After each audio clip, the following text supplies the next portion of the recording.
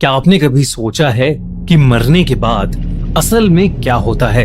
इस टॉपिक पर बहुत से लोगों की अलग अलग थ्योरीज हैं, पर ज्यादातर लोग यही मानते हैं कि मरने के बाद हमारी आत्मा शरीर से निकलकर एक दूसरी दुनिया में चली जाती है, जिस दुनिया को कोई भी इंसान नहीं देख सकता। पर अगर कोई ऐसा हो जो उस दुनिया में झांक सके तो? ये कहानी कोलकाता में रहने वाली नयनतारा की है। नयनतारा तब बस सिर्फ 6 साल की थी। उस दिन भूत चतुर्दशी का दिन था और इसलिए नयनतारा अपने परिवार के साथ भगवान भूतनाथ के मंदिर दर्शन करने आई थी। नयनतारा उस मंदिर में जाते ही इतनी खो सी गई कि उसके परिवार वाले कब मंदिर से निकले उसे पता ही नहीं चला। मंदिर के पुजारी को अचानक किसी जरूरी काम से जाना पड़ा और क्योंकि वो नहीं जानते थे कि नयनतारा अंदर है, उन्होंने मंदिर बाहर से बंद कर दिया। कुछ ही देर में सूरज ढल गया और रात हो गई। नयनतारा उस मंदिर के अंदर बिल्कुल अकेली थी। तभी अचानक उस बंद मंदिर के दरवाजे से आर पार होते हुए लोग अंदर आने लगे। देखते ही देखते अंदर एक भीड़ जमा होने लगी। सब लोग बहुत अजीब से दिख रहे थे। ये लोग आम नहीं थे। ऐसा लग रहा था कि ये सब मरे हुए लोगों की आत्माएं हैं। बेहद डरते हुए नयनतारा मंदिर के कोने से छुप के उन्हें देख रही थी। तभी उसने देखा कि वो सब लोग एक एक करके भगवान भूतनाथ की पूजा करते हुए रो रहे हैं। ऐसा माना जाता है कि भूत चतुर्दशी की रात मंदिर में भूतनाथ की एक बहुत बड़ी पूजा होती है, जो आत्माएं खुद आकर करती हैं। वो आत्माएं अक्सर अपनी मुक्ति की आस में वहां आती हैं। नयनतारा ने इस कहानी के बारे में तो सुना था, लेकिन आज वो इस सच को खुद अपनी आंखों से देख पा रही थी। तभी उनमें से एक आत्मा का ध्यान नयनतारा पर गया और वो गुस्से से उसे देखने लगा। उस आत्मा का चेहरा नयनतारा को बहुत ही भयानक लग रहा था, लेकिन तभी नयनतारा ने उससे उसकी पीड़ा पूछी तो वो शांत हो गया। धीरे धीरे नयनतारा ने वहां मौजूद सभी आत्माओं से एक एक करके बात की और तब उसे ऐसा लगा कि उसकी जिंदगी का यही उद्देश्य है।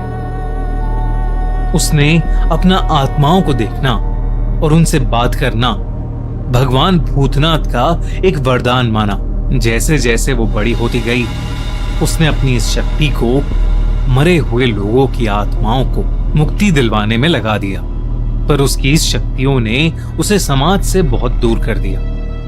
कोई भी नयनतारा को अपनाने के लिए तैयार नहीं था, बल्कि उसके अपने घर वालों ने भी उसे घर से निकाल दिया था और वो एक हरगौरी मंदिर में रहने लगी थी।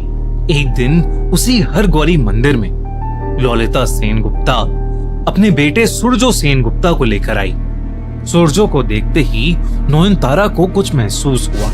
उसे लगा कि शायद सूरजो को अपनी जिंदगी में मदद की जरूरत है। सूरजो सेनगुप्ता अपने परिवार के साथ कोलकाता के परी महल में रहता था। परी महल उनकी पुश्तैनी हवेली थी। सेनगुप्ता परिवार की समाज में बहुत इज्जत थी और इसी इज्जत के साथ साथ उनके पास खूब सारी दौलत भी थी।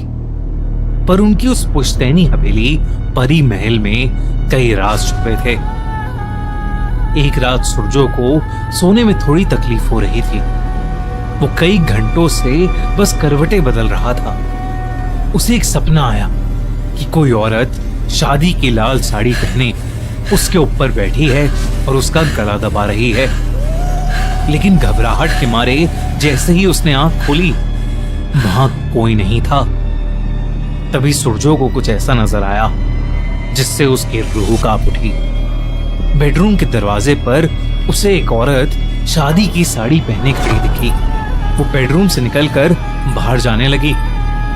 सूरजो बिना सोचे समझे उस औरत के पीछे गया। जब वो कमरे से बाहर निकला तो वहां कोई नहीं था। तभी उसकी नजर महल की दीवार पर लगे एक बड़े से शीशे पर गई। उसमें उसे हर जगह सिर्फ दुल्हन के कपड़ों में लड़कियां खड़ी दिखाई दे रही थीं।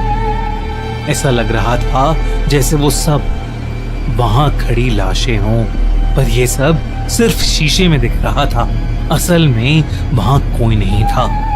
तभी उसे किसी औरत के रोने की आवाज ऊपर वाली सीढ़ियों से आई। वो सीढ़ियों के पास गया तो उसने देखा कि वही लाल साड़ी पहने औरत सीढ़ियों पर सर झुकाए बैठकर रो रही है।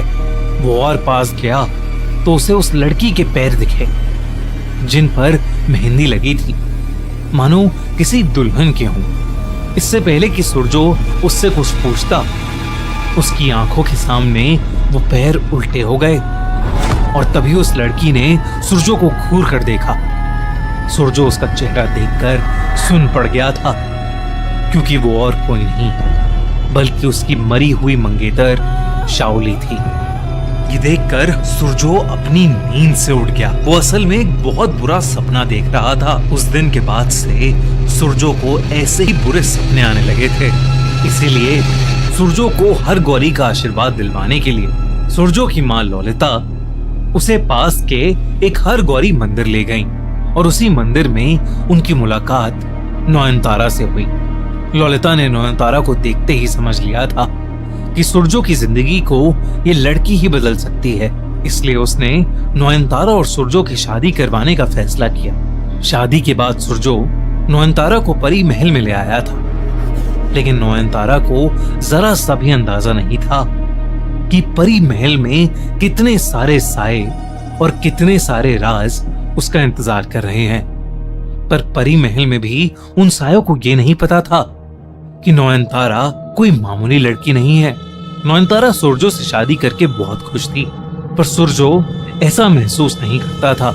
शादी की पहली रात ही सुरजो ने नयनतारा को कह दिया था कि उसने ये शादी सिर्फ अपनी माँ ललिता के कहने पर की है। नयनतारा को इस सुनकर बहुत बुरा लगा, पर वो जानती थी कि समय के साथ वो सुरजो का दिल जीत लेगी। उस रात नयनतारा पानी पीने के लिए किचन गई। जैसे ही वो वापस कमरे में लौटी, नयनतारा का दिल दहल गया। सुरजो के बिस्तर के ठीक ऊपर एक लड़की हवा में तैर रही थी। उसने एक शादी का जोड़ा पहना हुआ था और उसकी आंखें गुस्से से लाल थीं।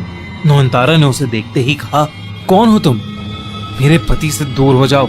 उस लड़की ने तुरंत नयनतारा की तरफ मुड़कर देखा और कहा, तू मुझे देख सकती है, कौन है तू? और तब नयनतारा ने उसे भगवान भूतनाथ से मिले अपने वरदान के बारे में बताया।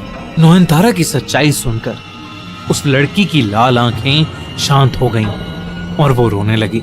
इससे पहले कि नयनतारा कुछ और कह पाती, पीछे से सुरजो की आवाज आई, ये तुम किससे बात कर रही हो? वो आत्मा तुरंत गायब हो गई और नयनतारा चुपचाप बिस्तर पर आकर सोने की कोशिश करने लगी। नयनतारा अपने दिमाग को शांत ही नहीं कर पा रही थी। उसे समझ ही नहीं आ रहा था कि वो औरत कौन थी और नयनतारा की बात सुनकर क्यों रोने लगी थी। इसी उलझन में नयनतारा बिस्तर से उठकर उस औरत को परी महल में ढूंढने चली गई। रात के अंधेरे में परी महल बहुत ही डरावना लग रहा था। उस महल की हवा में एक अजीब सी घुटन थी। नयनतारा उसे हर जगह ढूंढने लगी। तभी एक बंद कमरे से आवाज आई। जब नयनतारा उस कमरे में घुसी तो उसकी रूह कांप उठी। उस कमरे में बहुत सी लड़कियां शादी के जोड़े में खड़ी हुई थीं और नयनतारा को देखते ही उल्लू ध्वनि निकालने लगी। उनकी आवाज इतनी तेज थी कि नयनतारा घबरा गई, पर उसने देखा कि उनके बीच में वही औरत भी थी जो नयनतारा को कमरे में दिखाई दी थी। नयनतारा ने उससे पूछा, तुम कौन हो?